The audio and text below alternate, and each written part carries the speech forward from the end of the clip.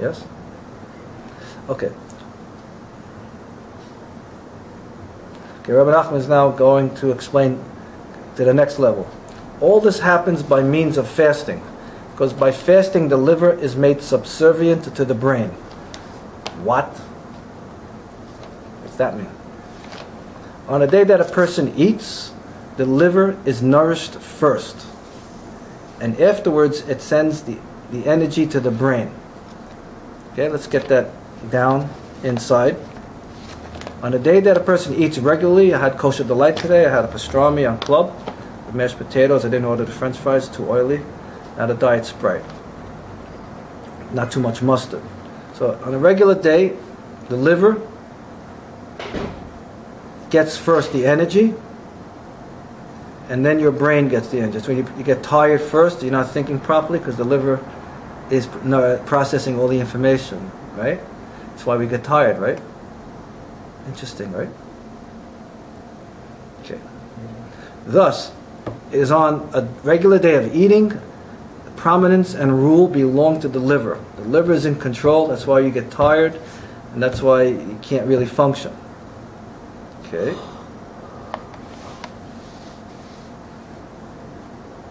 So according to the information here, everything that you eat goes in the bloodstream, goes into your liver, gets purified. After the purification, the blood is sent to the lungs, gets oxygen, then that blood goes into your heart, pumps it to, and then it goes to the brain, and the rest of the body. Oh, I'm like a scientist in biology 101. If my daddy could see me now. So the liver is the first major repository of life-bearing blood. So the liver is in control of you, of everything on a regular day. Said that? Everybody understands? Joey? Got it? Susie? Moishela? Javi? Okay, now watch this. Something new. But when one is fasting, Peter, you listening? When one is fasting, the brain gets nourished first, and afterwards the brain sends the food to the liver. I don't know how that happens. So probably you ate before you fasted, but now that you're on a level of fasting, all that food is going, the energy is going first to the brain and then the liver. Rabbi Nachman is going to explain it. I didn't write this, he wrote it, and he's going to explain it. Thus, it is on that day of fasting, the liver is subservient to the brain, and the prominence and rule belong to the brain. Interesting concept, right? Okay. Okay, now they're going to go into a little Zohar. Zohar says, what's that? What's that? About the brain, about the liver and the brain getting the nourished when you fast, the liver gets it when you're eating. Okay. The Zohar teaches that the body has three kings: the brain, the heart, and the liver.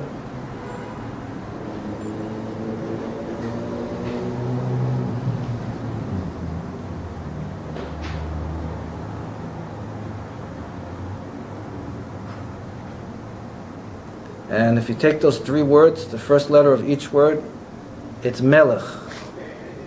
The Mem is from Moach, the Lamed is Lev, and the Chaf is Kaved, is the liver. So on a fast day, or on Shabbos, you're a king because your brain gets first, then your heart, and then your liver. But when you get angry, you flip the words around, it's Lemech, liver first. No, liver first, brain second,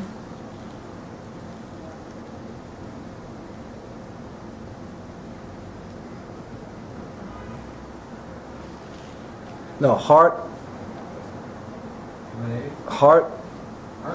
brain, and then the liver.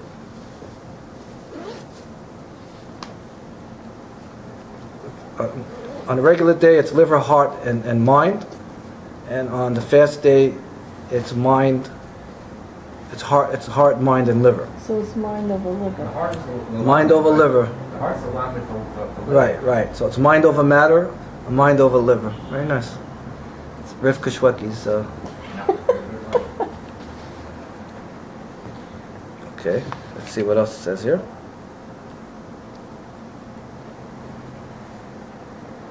Okay, let's see here. So I want to look at some of the commentary that I wrote from Reb Nosson.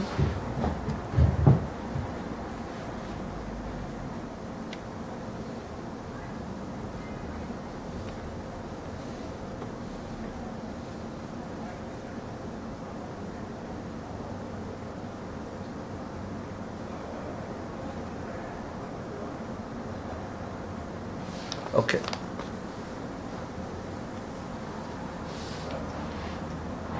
Okay. Now, so Rabbi Nachman now is going to go to the next level. This is a rectification for his having initially blemished his wisdom, which is the mind, the image that illuminates his face. Now, by means of fasting, he subdues the liver and gives the brain rulership.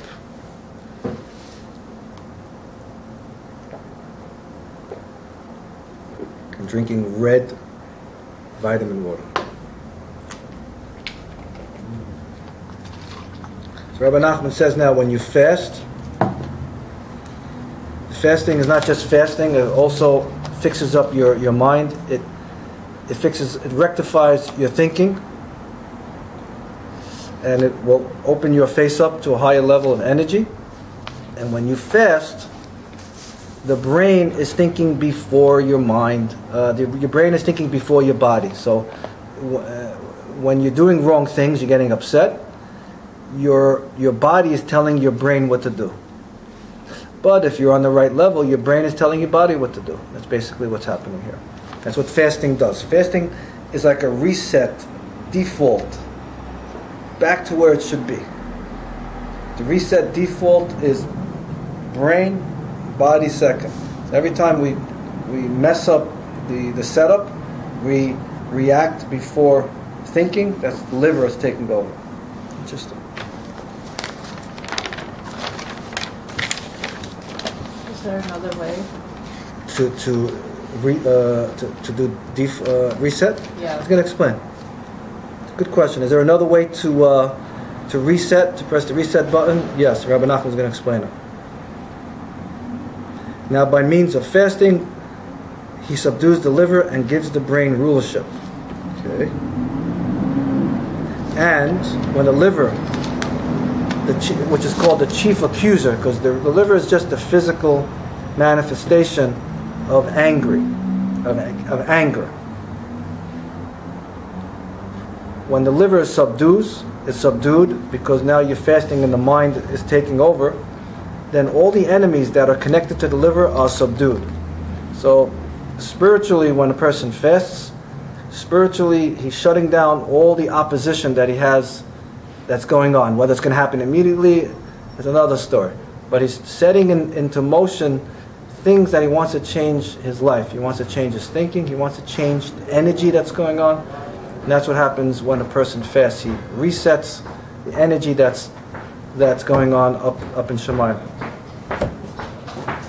Now, watch what Rabbi Nachman does. He's going to throw a beautiful, beautiful fastball right down the middle. The letters of Tzom, which means fasting, is, let's read the Hebrew.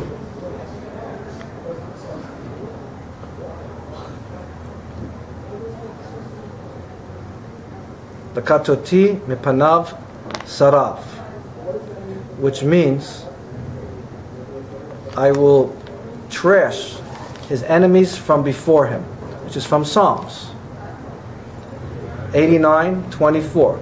So just look at the words that I will break down your enemies from before you. It equals the first three letters, fast. So that's the proof. That's a biblical proof of what Rabbi Nachman's Torah is all about.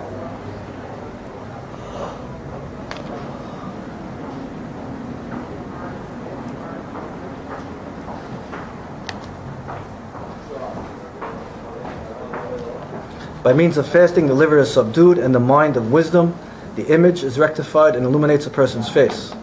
By means of the image in his face, I will break your enemies from before you, specifically his face. The face here is a big thing in this Torah. The face manifests the wisdom. The face manifests the anger. The animals look at the person's face. People look at your face and they make a judgment. They react to your face. So by fasting, it affects your face. By thinking, it affects your face. By thinking wrong, it affects your face. By thinking right, it affects your face. People pick up on it. Now, Rabbi Nachman is going to go into another level.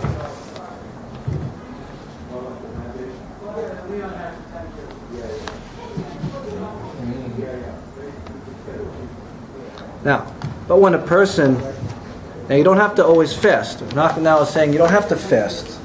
You don't have to make yourself crazy, because in the old days you used to fast a lot. But now, in modern times, you can't fast. We only fast 4 times a year. Because fasting is very debilitating to the body, and you really can't serve God. The Hasidic master said, you really can't serve God. If you're fasting, you got to serve God with joy, with good energy, when you're eating and stuff like that. So Rabbi Nachman is not going to say, oh, we have an out, we don't have to fast. Guess what? And the best way out is Shabbos. Guess what? Shabbat.